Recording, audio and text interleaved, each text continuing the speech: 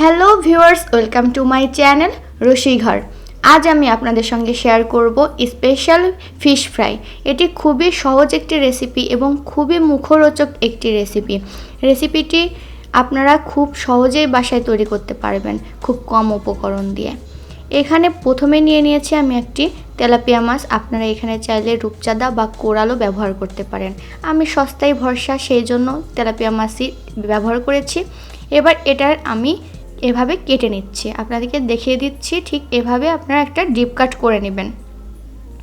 দুই পাশে আমি এভাবে কেটে নিব। আমি আবারও বলছি, আপনারা আপনাদের পছন্দ অনুযায়ী যে কোনো মাছই নিতে পারেন। মাছটাকে খুব ভালোভাবে ধুয়ে নেবেন, তারপর এভাবে ডিপ কাট করে নেবেন। আমি আপনাদেরকে দেখিয়ে দিচ্ছি। ঠিক এভাবে আমি কেটে নিয়েছি। এবার এর মাঝে দিয়ে দিচ্ছি লবণ। আপনারা মাছ বুঝে লবণটা দিবেন। এবার দিয়ে দিচ্ছি হলুদের গুঁড়া, দিয়ে দিচ্ছি সামান্য পরিমাণ ধনে এবং জিরা গুঁড়া। এবার আমি মাছটাকে খুব ভালোভাবে মাখিয়ে নিব। দুই পাশেই খুব ভালোভাবে মাখিয়ে নেবেন এবং যেভাবে কাট করেছেন তার মাঝে একটু আঙ্গুল দিয়ে মশলাগুলো দিয়ে দেওয়ার চেষ্টা করবেন। দেখতে পাচ্ছেন কাজটা ঠিক এভাবে করবেন। এভাবে ভালো করে মাছটাকে মাখিয়ে নেবেন দুই পাশেই। কাজটা একটু ধৈর্য সহকারে করবেন যাতে প্রত্যেকটা কাটের মাঝেই ভালোভাবে মশলাটা পৌঁছাতে পারে। খুব সহজ একটি রেসিপি, এটা আপনাদের সঙ্গে আজ আমি খুব সহজভাবে শেয়ার করছি এবং খেতে দুর্দান্ত। বাচ্চা থেকে বড় সবাই এই রেসিপিটি খুবই পছন্দ করবে। আর আমার ভিডিও যদি আপনাদের ভালো লেগে থাকে তাহলে আমার চ্যানেলকে অবশ্যই সাবস্ক্রাইব করবেন এবং পাশে থাকা বেল আইকনটি প্রেস করবেন। ধন্যবাদ। এবার আমি নিয়ে নিচ্ছি এখানে লেমন গ্রাস এবং লেমন গ্রাসটাকে আমি একটু থেতো করে নিয়েছি। এই লেমন গ্রাসটা এবার আমি মাছের এই যে ছিদ্র করে রেখেছি যে পেটের অংশটা এর মাঝে দিয়ে দিব। এটা সম্পূর্ণ অপশনাল। আপনাদের কাছে যদি লেমন গ্রাসটা না থাকে তাহলে আপনারা লেমন গ্রাসটা বাদ দিয়ে দিবেন। দেখতে পাচ্ছেন এভাবে আমি যেখানে মাছের পেটটাকে একটু কাট করে নিয়েছি সেখানে রেখে দিয়েছি। এবার মাছটাকে আমি 5 মিনিট এভাবেই রেখে দিব। মাছটাকে 5 মিনিট আমি ম্যারিনেশনের জন্য রাখছি। ততক্ষণ আমি একটি সস তৈরি করে নেব। এখানে নিয়ে নিয়েছি মরিচ, পাকা মরিচ এবং কাঁচা মরিচ আমি নিয়ে নিয়েছি ঝাল অনুযায়ী। এখানে নিয়ে নিয়েছি 1.5 পরিমাণ লেবুর রস। এবার থেতো করে রাখা রসুন কুচি, একটি ছোট সাইজের রসুন আমি খুব ভালো করে থেতো করে নিয়েছি। এখানে আমি ঝিরিঝিরি করে কেটে নিয়ে এখানে আমি থেতো করে নিয়েছি, সেটাকে দিয়ে দিচ্ছি এবং মরিচ কুচি কুচি করে কেটে নিয়েছি সেটাও আমি যোগ করে দিচ্ছি। দিয়ে দিচ্ছি স্বাদ অনুযায়ী লবণ। এবার দিয়ে দিচ্ছি টমেটো সস। দেখতে পাচ্ছেন এখানে 2 চা চামচ পরিমাণ টমেটো সস আমি ব্যবহার করেছি। মাছের এই পর্যায়েও আমি দিয়ে দিচ্ছি একটু টমেটো সস। তাহলে মাছটা ভেজে উঠায় রাখার পর খুব সুন্দর একটি কালার আসবে এবং টেস্টটাও খুব সুন্দর হবে। খুব ভালোভাবে টমেটো সসটাকে মাখিয়ে নেবেন।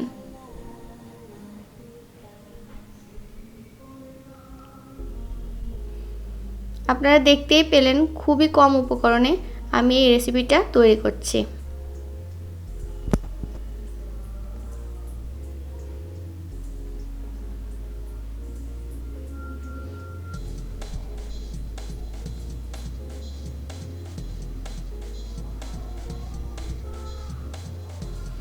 এবার ওই সসটার মাঝে আমি দিয়ে দিচ্ছি 1/2 চামচ পরিমাণ চিনি।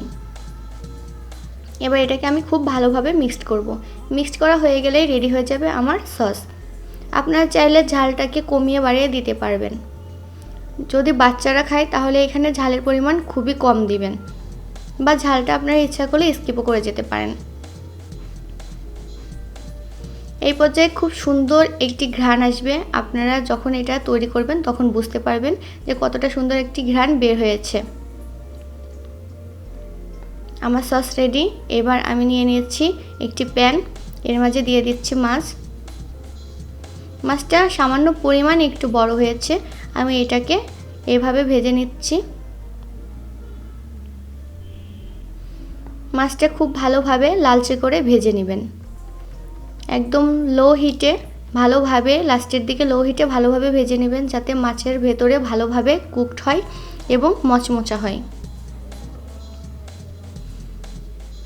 দেখতেই পাচ্ছেন আমি এইভাবে মাছটাকে ভেজে নিয়েছি। এবার আমি মাছটাকে তুলে নিয়েছি। ক্যামেরার কারণে এমন কালো কালো দেখা যাচ্ছে, কিন্তু মাছটাকে আমি খুব ভালোভাবে ভেজে নিয়েছি। এবার আমার তৈরি করে রাখা সসটা এর উপর দিয়ে দিচ্ছি। প্রথমেই আমি একটি প্লেটে সার্ভ করার জন্য প্লেটের উপর শসা দিয়ে নিয়েছি এবং মাছটাকে তার উপর রেখেছি। এবার তৈরি করা সসটা আমি দিয়ে দিচ্ছি মাছের উপর। খুব ভালোভাবে এভাবে আপনারা দিয়ে দিবেন।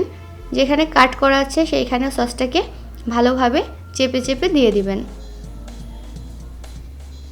একটু টক মিষ্টি একটা ফ্লেভার আসবে। মাছ ভাজা আমরা অনেকে অনেকভাবে খেয়েছি। আপনাদেরকে রিকোয়েস্ট করব এইভাবে একটিবার ট্রাই করে দেখবেন। আপনাদের নিশ্চয়ই মাছ এইভাবে খেতে খুবই ভালো লাগবে। দেখতেই পাচ্ছেন রেডি হয়ে গেল। কতটা কম সময়ে এবং কম উপকরণে আমি এই রেসিপিটি তৈরি করেছি, আপনারা দেখতেই পেলেন। যে কোনো অতিথি আপ্যায়নে আপনারা এই রেসিপিটা অবশ্যই করতে পারবেন। আমার ভিডিওটি এতক্ষণ মনোযোগ সহকারে দেখার জন্য আপনাদেরকে অসংখ্য ধন্যবাদ।